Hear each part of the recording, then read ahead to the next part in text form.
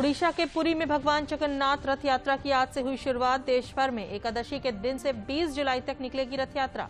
अहमदाबाद में भगवान जगन्नाथ की मंगला आरती में गृह मंत्री अमित शाह हुए शामिल। बीते 24 घंटों में देश भर में कोरोना संक्रमण के 37,154 नए मामले आए सामने। इसी अवधि में 39,649 लोग हुए ठीक। रिकवरी रेट बढ़कर हुआ 97.22%।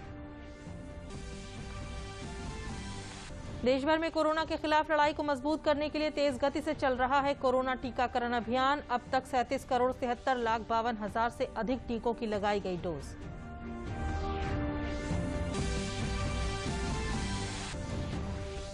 और एक बार फिर शुरू हुआ जनता दर्शन का कार्यक्रम। मुख्यमंत्री योगी आदित्यनाथ ने आज कोरोना महामारी के बाद फिर से आवास पर जनता दर्शन कार्यक्रम में लोगों से मिलकर सुनी उनकी समस्याएं।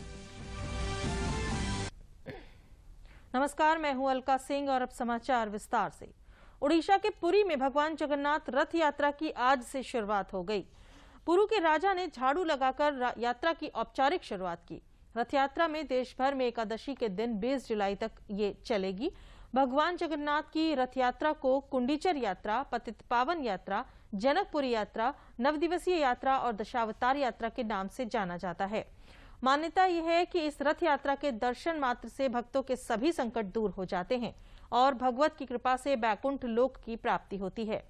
हालांकि पिछले साल की तरह इस साल भी कोरोना महामारी के चलते श्रद्धालुओं को रथ यात्रा में शामिल होने की अनुमति नहीं है, लेकिन रथ यात्रा के साथ भगवान जगन्नाथ, बलभद्र और देवी सुभद्रा के दर्शन कराने के लिए डीडी उड़ीसा, डीडी भारती और डीडी नेशनल यूट्यूब पर श्रद्धालुओं के लिए लाइव प्रसारण की व्यवस्था की गई।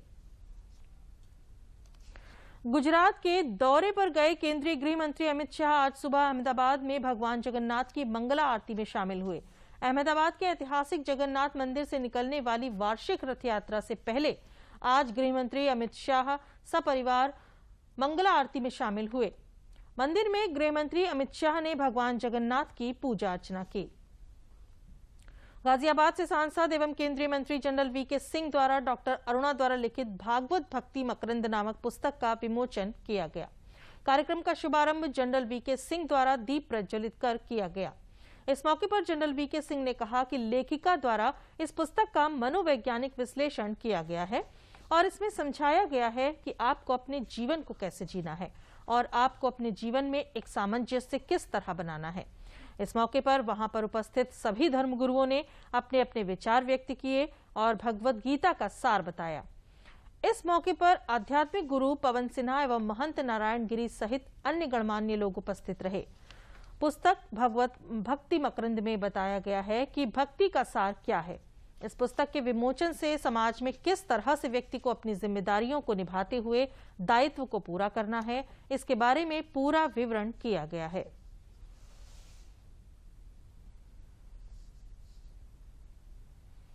देखिए, पुस्तका भागवत भक्ति मकरंद यानी कि भागवत की भक्ति और उसका मूल क्या है, उसका सार क्या है। और लेखिका जो है उन्होंने अपनी पीएचडी मनोवैज्ञानिक विश्लेषण में की है, गीता के मनोवैज्ञानिक विश्लेषण में, क्योंकि गीता के जितने भी छंद हैं वो आपके जीवन से संबंधित हैं। कैसे आपको जीना है, कैसे आपको आगे बढ़ना है, कैसे आपको क्या करना है। बहुत से लोग सिर्फ इसको एक धर्म के अंदर छोड़कर उसको फिर छोड़ देते हैं, लेकिन मुझे पूरी आशा है कि इस पुस्तक से लोगों का ज्ञानवर्धन भी होगा, उनको समझ भी आएगी और उनके जीवन के अंदर जरूर बदलाव आएगा। भागवत की कथा जो है ज्ञान, वैराग्य और भक्ति की त्रिवेणी है। इस कथा के श्रवण से, प्रभु के चरणों में अनुराग बढ़ने से भक्ति और ज्ञान बढ़ता है और मनुष्य मन सहित 10 इंद्रियों के नियंत्रण से उत्पन्न वैराग्य से जीवन की त्रिवेणी सहज ही पार कर लेता है। इसलिए आज के व्यस्त जीवन में आप अपने अमूल्य समय में से कुछ पल निकाल कर इस पावन पुस्तक को पढ़कर और समझकर सुखद शांति का एहसास, आनंद की अनुभूति करें। मेरे भाव आप तक पहुँचकर आपके अंतर्मन में विराजमान परमात्मा का आशीष मुझ तक पहुँचे तो मेरा ये प्रयास सार्थक हो जाएगा। अगर मेरी इस पुस्तक को पढ़ने के बाद एक परिवार या एक मनुष्य भी समानता को प्राप्त कर लेता है तो मेरा जीवन सफल है। भगवान श्री कृष्ण के दो स्वरूप भारत में बहुत माने जाते हैं। एक स्वरूप तो भगवान श्री कृष्ण का योगी राज है और दूसरा उनका स्वरूप है जो उनके भक्त जिस रूप में उन्हें देखते हैं।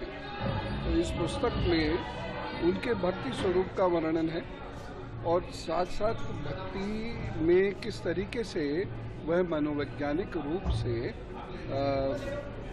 श्री अर्जुन को रास्ता दिखाते हैं, मार्ग दिखाते हैं, उसका वर्णन है।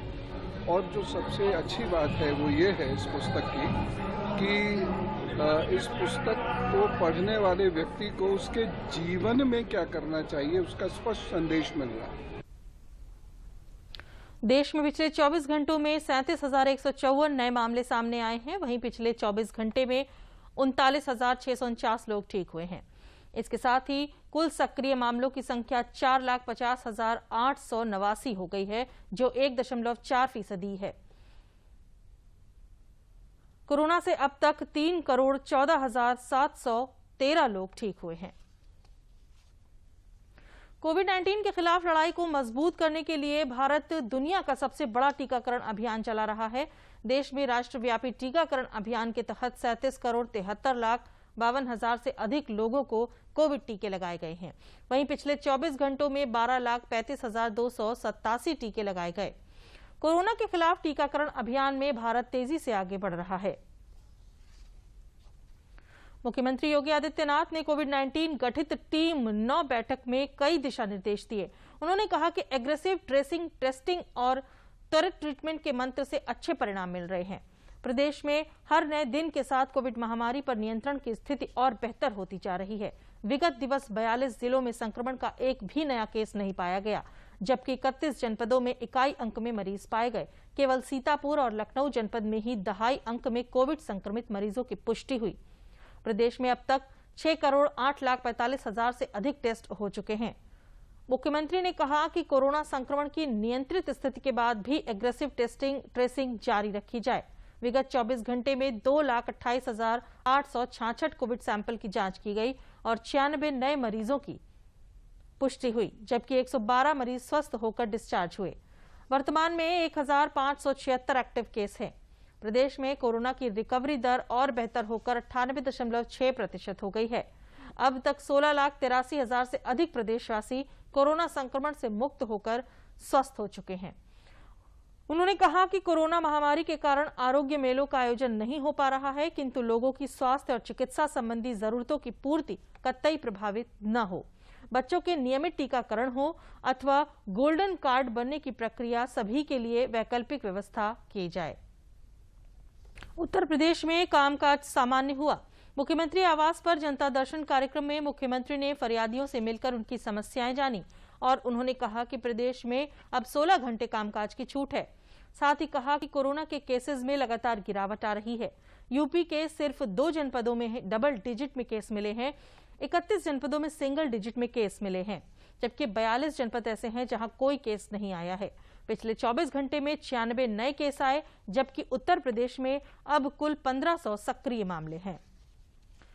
कौशाम्बी जिले में आकाशीय बिजली की चपेट में आने से अलग अलग थाना इलाकों में 2 मासूम समेत 4 लोगों की मौत हो गई, जबकि 5 अन्य बिजली की चपेट में आने से झुलस गए। वहीं गंभीर रूप से झुलसी महिला का इलाज एक निजी अस्पताल में चल रहा है। सूचना के बाद पुलिस ने शवों को कब्जे में लेकर पोस्टमार्टम के लिए भेज दिया है।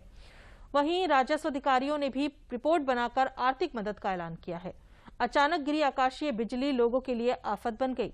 आकाशीय बिजली की चपेट में आने से मौत हो गई और 5 मवेशी झुलस गए, जिसमें से एक की हालत नाजुक है, जिनका इलाज अस्पताल में चल रहा है। एसडीएम मंझनपुर वचायल ने सभी मृतकों के 4 लाख रुपए का मुआवजा देने का ऐलान किया है। 2 लोगों की मौत हुई है। मयंक हैं एक टिकरी गांव के और गोईठा गांव के जो है गोरकी पुत्री हैं, और 4 लोग जो है यहाँ पर घायल हुए हैं सलेमपुर के गांव के, लेकिन वो मामूली रूप से घायल हुए हैं। उनका इलाज चल रहा है और उनकी स्थिति एकदम सामान्य है।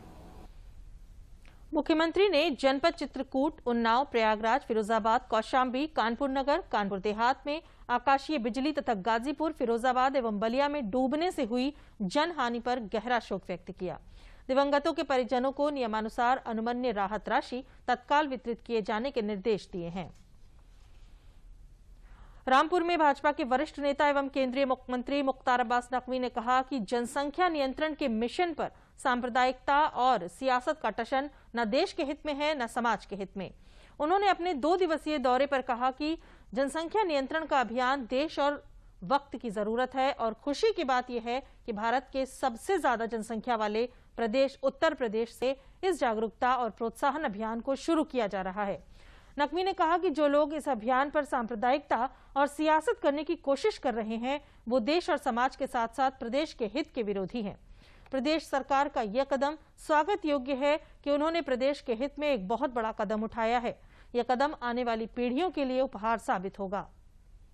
और मुझे तो इस बात की खुशी है कि योगी आदित्यनाथ जी ने उत्तर प्रदेश, जो कि देश के सबसे बड़े जनसंख्या वाला प्रदेश है, वहाँ से इस जागरूकता मिशन को शुरू किया है। इस पर किसी भी तरह का सांप्रदायिक तड़का जो लोग लगाने की कोशिश कर रहे हैं वो न समाज के हितैषी है न देश के हितैषी।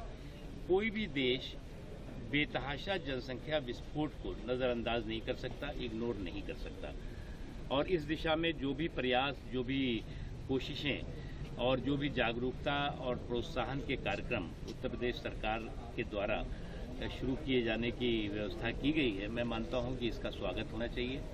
और जो लोग इसको किसी धर्म के साथ, किसी जाति विशेष के साथ जोड़ करके इस पे भ्रम फैलाने की कोशिश कर रहे हैं, अफवाहें फैलाने की कोशिश कर रहे हैं, आशंकाएं फैलाने की कोशिश कर रहे हैं, वो निश्चित रूप से विकृत और सांप्रदायिक मानसिकता से ग्रसित हैं, बीमार हैं। मुख्यमंत्री योगी आदित्यनाथ ने रविवार को नई जनसंख्या नीति 2021-30 जारी कर दी। मुख्यमंत्री के इस कदम का अयोध्या के संत समाज ने स्वागत किया है। संत समाज ने खुशी जाहिर करते हुए कहा कि जनसंख्या नियंत्रण नीति छोटा परिवार, खुशहाल परिवार की परिकल्पना को साकार करेगी और जब परिवार छोटे होंगे तो निश्चित रूप से खुशहाली से परिपूर्ण भी रहेंगे, जिससे साक्षरता, संपन्नता व खुशहाली आएगी। उन्होंने कहा कि प्रजनन दर पर नियंत्रण के लिए समाज के हर वर्ग के लोगों को आगे आना चाहिए और जनसंख्या नियंत्रण को प्रभावी बनाकर एक ऐसे समाज की रचना को बलवती करना चाहिए जिसमें राष्ट्र विकासशील से विकसित देशों की श्रेणी में जा खड़ा हो। संत समाज ने मुख्यमंत्री योगी आदित्यनाथ की इच्छा शक्ति की भी प्रशंसा की और कहा कि राष्ट्र कल्याण के ऐसे निर्णय एक सशक्त और प्रभावशाली मुख्यमंत्री ही ले सकता है।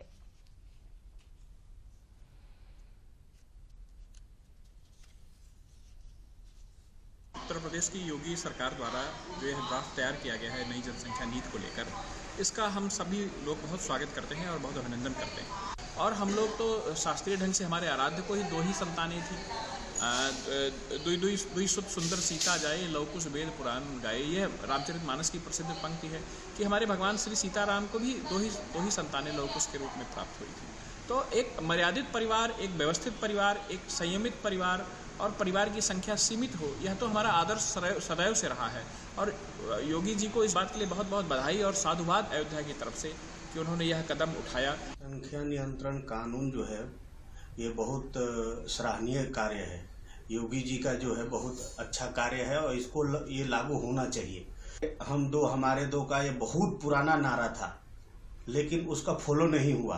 अब जो कर रहे हैं योगी जी कर रहे हैं और इसे हमारे संतों का तो ये राय है कि इसको केंद्र सरकार पूरे देश में जितना जल्दी हो उतना जल्दी लागू कर दे। इससे बढ़िया कुछ नहीं हो सकता है। इस समय जो अभी जनसंख्या नियंत्रण का रूप तैयार हुआ है वो अपने आप में बहुत ही अच्छा है, अद्वितीय है। वही हमारे 2 ही बच्चे होंगे और 2 ही बच्चे होंगे तो 2 ही बच्चे जहाँ रहेंगे वहाँ हर प्रकार की उसको सुविधा मिलेगी। प्रधानमंत्री नरेंद्र मोदी अपने संसदीय क्षेत्र के इस सप्ताह होने वाले संभावित दौरे के दौरान कोरोना जैसी महामारी में जिला प्रशासन का सहयोग करने वाले और अस्पतालों में ऑक्सीजन प्लांट लगवाने वाले लोगों से संवाद स्थापित करेंगे। वाराणसी के प्रसिद्ध उद्यमी R.K. चौधरी भी इसमें शामिल हैं। उन्होंने अपनी स्वयं की निधि से जिला चिकित्सालय में ऑक्सीजन प्लांट की स्थापना करवाई है, जिससे कि अस्पताल के 120 बेड पर सीधे ऑक्सीजन की सप्लाई हो रही है। प्रधानमंत्री से मिलने के प्रश्न पर आर.के. चौधरी का कहना है कि वो प्रधानमंत्री से इस बात का आभार जताएंगे कि उन्होंने काशी के विकास के लिए जो कदम उठाए हैं वो मील का पत्थर साबित हो रहे हैं। उन्होंने कहा कि केंद्र और प्रदेश सरकार के प्रयास से विकास के काफी कार्य हो रहे हैं। मिलकर हमारे दिल के जो उद्गार हैं, हम उनको ये रखेंगे कि आपकी प्रेरणा से हम लोग काम करते हैं, करेंगे। और निश्चित रूप से आज काशी में जो स्वप्न हमने देखा था वो स्वप्न रहता। सारा जो काम हुआ है माननीय प्रधानमंत्री जी के नेतृत्व में और योगी जी के देखरेख से बनारस में सारी योजनाएं मूर्त रूप ले रही हैं, चाहे वो रुद्राक्ष हो, चाहे विश्वनाथ धाम हो, चाहे आपके सर्वांगीण और समग्र विकास सड़क का चौड़ीकरण हो। मतलब एक अनंत जो चीजें हैं वो जो बनारस में कल्पना हम लोगों ने की थी वो पूरी होती दिखाई दे रही है। चित्रकूट में ग्रामीण मजदूरों को काम की तलाश में महानगरों के पलायन को रोकने के लिए महात्मा गांधी राष्ट्रीय रोजगार गारंटी योजना चलाई गई है ताकि लोगों को गांव में ही रोजगार उपलब्ध कराया जा सके। केंद्र सरकार की इस योजना के अंतर्गत चित्रकूट जिले में कोविड-19 के कारण बड़ी संख्या में महानगरों से वापस लौटे मजदूरों को गांव में ही मनरेगा के तहत बड़े पैमाने पर रोजगार उपलब्ध कराने के उद्देश्य से जिले में सूख रही वाल्मीकि नदी के तट के लगभग आधा दर्जन ग्राम पंचायतों में मनरेगा के अंतर्गत नदी सफाई खुदाई का कार्य प्रारंभ किया है, जिससे सैकड़ों लोगों को अपने गांव में ही काम मिल रहा है। ग्राम प्रधान सुनील शुक्ला ने बताया कि प्रशासन द्वारा मनरेगा से शुरू कराया गया वाल्मीकि सिल्ट सफाई व खुदाई से इसकी जलधारा को अविरल बनाने का प्रयास किया जा रहा है। इससे मजदूरों को बड़ी मात्रा में रोजगार भी मिल रहा है, जिससे उनके जीवन स्तर में भी सुधार आएगा। वाल्मीकि नदी के अंदर मनरेगा के तहत कार्य चल रहा है। यह ऐचवारा ग्राम पंचायत में लगभग 8-9 किलोमीटर की लंबाई है। वहाँ पे मनरेगा के तहत लगभग 200-225 लेबर काम कर रही है। ये 5 जगह काम चल कर रहा है, टुकड़ों में किया जा रहा है। पहले नदी सफाई हो रही है, उसके पीछे सिल्ट सफाई की जा रही है, जिससे जल स्रोत भी कई निकल रहे हैं और उन जल स्रोतों को भी खोला जा रहा है। नदी का लगभग 15 से 25% के बीच में जल स्तर बढ़ेगा और पर्याप्त मात्रा में जल स्रोत खुलेंगे, जिसका दूरगामी परिणाम अच्छा होगा। मेरा नाम दादूलाल यादव है जी। मैं चौरा ग्राम सभा बांगापुरवा का निवासी हूँ, जिसमें जो है वाल्मीकि नदी में प्रधान जी के द्वारा काम लाया गया है और इस कार्य से हम सब लोग संतुष्ट हैं। हमारे बाल बच्चे का भी पेट चल रहा है और सरकार की इस योजना से हम अत्यंत प्रसन्न हैं। यह काम चल रहा है, नदी में काम चल रहा है, सभी का पेट चल रहा है और इसमें से सभी बच्चों का पेट भी पल रहा है। हम प्रधान जी से सदा के लिए खुश हैं। सरकार के हम यही है कि सरकार इसी तरह लगाए रहे तो सभी गरीबवासियों का पेट चलेगा। जनपद कानपुर देहात में जल संरक्षण के लिए शोभन आश्रम की झील लोगों के लिए एक आदर्श है। शोभन सरकार की मेहनत से 25 एकड़ समतल भूमि आज पानी से भर चुकी है। सिंचाई से लेकर भूगर्भ जल स्तर का संकट इससे दूर हो चुका है। शोभन आश्रम के आसपास की जमीन समतल थी। संभलपुर, ललऊपुरवा, अनूपपुर, बैरीसवाई समेत कई गांवों में भूगर्भ जल स्तर व सिंचाई का संकट रहता था।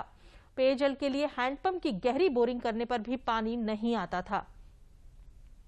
सामूहिक प्रयास से पांडु नदी पर बने कैनाल से समतल जमीन को जोड़ा। इसके बाद बारिश से जमकर पानी यहां जमा हो गया।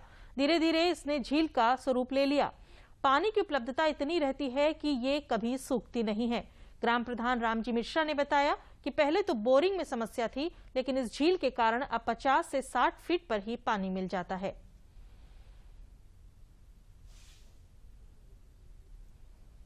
हम यहाँ करीब 15 साल से रह गए और ये शोभन सरकार जो हमारे भगवान थे, उनको सब लोग भगवान थे। तो आसपास जो है पानी की कमी थी किसानों को, बड़े बेचारे गरीब का थे, यहाँ कोई सुविधा थी नहीं। तो पानी की सिंचाई की व्यवस्था जो है भगवान ने ये की कि नदी में ये लेफ्ट कैनाल बनाई और इससे जो है करीब 400-450 बीघे की आगे झील है, उसमें पानी जाता है। तो उससे होके और आगे नहर से 2,500-3 हज़ार बीघे तक जो है किसानों की सिंचाई इससे फ्री होती है, कोई इनसे शुल्क नहीं लिया जाता। झील लगभग 500-550-600 बीघा में इकट्ठा है, खुदाई गई है सरकार के द्वारा। यहाँ एक नदी है, पांडा नदी से कहते हैं, वहाँ लिफ्ट कैनाल लगवाई गई है। लिफ्ट कैनाल से पानी नाले के द्वारा आकर झील में एकत्र किया जाता है, जिससे अगल बगल के जितने 10-15-20 गांव हैं उनको इस पानी से सिंचाई की जाती है। किसानों को बहुत बड़ी राहत मिलती है। तो यहाँ से इसलिए आम जनमानस अमन चैन की ज़िंदगी काट रहा है। झील का बहुत बड़ा योगदान है हमारे क्षेत्र के, हमारे आसपास के गाँव की प्रगति में। पारा प्रतापपुर का निवासी हूँ और मेरे यहाँ इस पानी से मतलब करीब 30-40 गांवों को यहाँ इस पानी से लाभ मिला है। जब से शोभन सरकार ने इस झील को बनवाया है तब से हमारी आय दोगुनी हो गई है और हमारे पास भी करीब 15-20 बीघे ज़मीन है जो कि इस पानी से सिंचित होती है और इस पानी से आय भी बढ़ी और लोगों का मतलब जो है मनोबल बहुत ही ऊंचा हुआ। मेरठ की अंतर्राष्ट्रीय एथलीट प्रियंका गोस्वामी ने 20 किलोमीटर पैदल चाल में राष्ट्रीय कीर्तिमान बनाने के साथ ही टोक्यो ओलंपिक का टिकट हासिल कर लिया। प्रियंका गोस्वामी ने 10 किलोमीटर व 20 किलोमीटर पैदल चाल में राष्ट्रीय और अंतर्राष्ट्रीय स्तर पर लगातार रिकॉर्ड तोड़ते हुए पदक हासिल किए हैं। प्रियंका गोस्वामी के पिता पेशे से रोडवेज में बस कंडक्टर थे। आर्थिक परेशानियों के बावजूद भी उन्होंने बेटी का हौसला नहीं तोड़ा और उन्हें आगे बढ़ने की प्रेरणा दी। प्रियंका के परिवार ने बताया कि वो ओलंपिक में स्वर्ण पदक लाकर अपने देश का नाम रोशन करेंगी। बेटी जब स्टार्टिंग हुई खेल में जाती रही, स्टेडियम में जाती रही, वहाँ से गौरव त्यागी सर मिले, उन्होंने मेरी बेटी को बहुत अच्छी प्रैक्टिस दी। मैं शाम को मैं दिन में रोडवेज की गाड़ी चला कंडक्टर टिकट बनाता था, शाम को अपने घर आता था, अपनी बेटी से पूछता था बेटा आज कितना खेल रहा, और दोनों बच्चों से पूछता था। दोनों बच्चे मेरे स्टेडियम में जाते, एक बॉक्सिंग में था लड़का, लड़की इसमें पैदल चाल में थी। तो जी चलते रहे, बहुत अच्छे बच्चे चल रहे थे मेरे। फिर जाकर मेरी नौकरी छूट गई। नौकरी छूटने के बाद में मेरा बच्चा था, उसके दोनों बच्चों को परवरिश नहीं कर सका मैं। फिर जी मैंने एक टैक्सी बनाई। टैक्सी बनाने के बाद में फिर मैं अपने बुक मारता रहा, अपने बच्चों के लिए खर्चा पानी करता रहा। तो जी ऐसे ऐसे बहुत संघर्ष करा अपने बेटी के लिए। हमारी बेटी की मेहनत रंग ला रही। हमारी बेटी बहुत मेहनत करती है, जहाँ भी जाती है वहाँ से बगैर मेडल के कभी नहीं आई हमारी बेटी। मैं रहते हैं मेरठ में, यहीं से उसने प्रैक्टिस शुरू की थी कैलाश प्रकाश स्टेडियम में।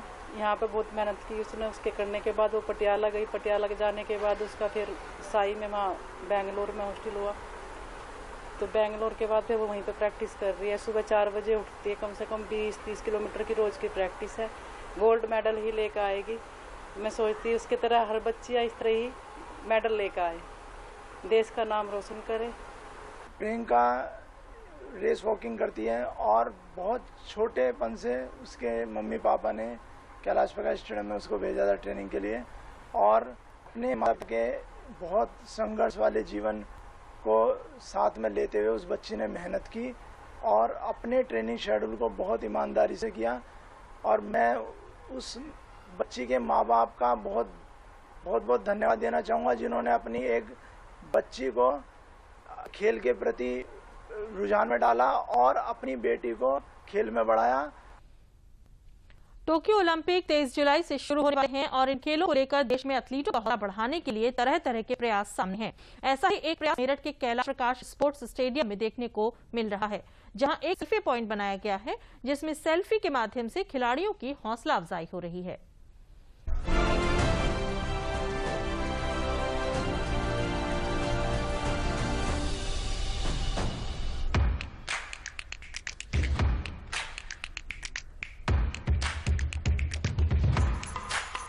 टोक्यो में ओलंपिक शुरू होने वाले हैं, जिनमें से उत्तर प्रदेश से 14 खिलाड़ियों में 11 पश्चिमी उत्तर प्रदेश से हैं और इसमें 3 टोक्यो पैरालंपिक खेलेंगे, जबकि 8 ओलंपिक में अपनी प्रतिभा का लोहा मनवाएंगे। गर्व की बात यह है कि इसमें मेरठ के 6 खिलाड़ी इस साल टोक्यो ओलंपिक में भाग ले रहे हैं, जिसमें मेरठ के 3 एथलीट शामिल हैं। 20 किलोमीटर पैदल चाल में प्रियंका गोस्वामी, डिस्कस थ्रो में सीमान तिलपुनिया और भाला फेंक में अन्नू रानी का नाम शामिल है। उत्तर प्रदेश से मेरठ के इन 3 एथलीट्स के अलावा प्रमुख नाम में 10 मीटर एयर पिस्टल में निशानेबाज सौरभ चौधरी का नाम भी शामिल है। मेरठ के कैलाश प्रकाश स्पोर्ट्स स्टेडियम ने देश को राष्ट्रीय अंतर्राष्ट्रीय खिलाड़ी दिए हैं, जिन्होंने विश्व पटल पर देश का नाम रोशन किया है। ओलंपिक में भाग लेने वाले खिलाड़ियों का हौसला बढ़ाने के लिए स्टेडियम में एक सेल्फी पॉइंट लगाया गया है, जिसमें ओलंपिक में भाग ले चुकी जूडो खिलाड़ी गरिमा चौधरी भी पहुंची। स्टेडियम में प्रैक्टिस करने वाले खिलाड़ी जहां ओलंपिक में भाग लेने वालों के लिए प्रार्थनाएं कर रहे हैं, वहीं सेल्फी पॉइंट में सेल्फी लेकर खिलाड़ियों का हौसला भी बढ़ा रहे हैं। हमें पूरी आशा है कि वो बहुत अच्छा परफॉर्म करेंगे, क्योंकि जो उनकी परफॉर्मेंस है इस कोविड-19 के संक्रमण के दृष्टिगत भी उन्होंने अपनी प्रैक्टिस को बहुत अच्छा रखा। नेशनल कैंप्स में जो उन्होंने परफॉर्मेंस दी है वो उनकी लगभग ये दर्शा रही है कि वो अवश्य जरूर पदक लेके आएंगे।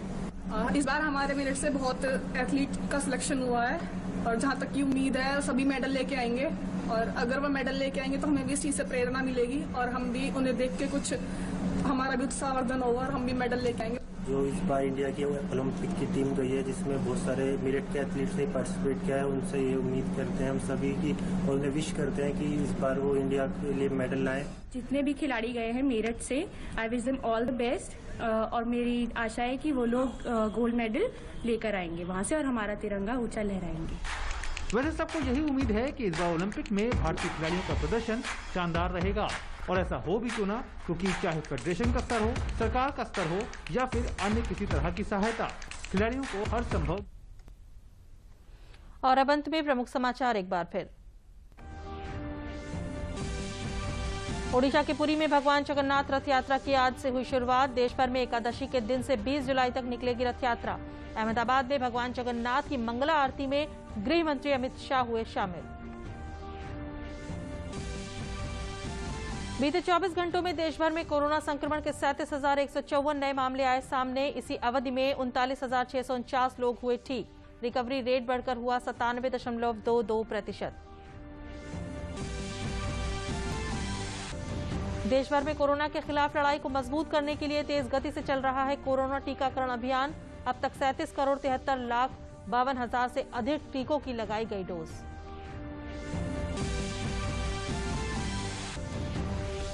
और एक बार फिर शुरू हुआ जनता दर्शन का कार्यक्रम। मुख्यमंत्री योगी आदित्यनाथ ने आज कोरोना महामारी के बाद फिर से आवास पर जनता दर्शन के कार्यक्रम में लोगों से मिलकर सुनी उनकी समस्याएं।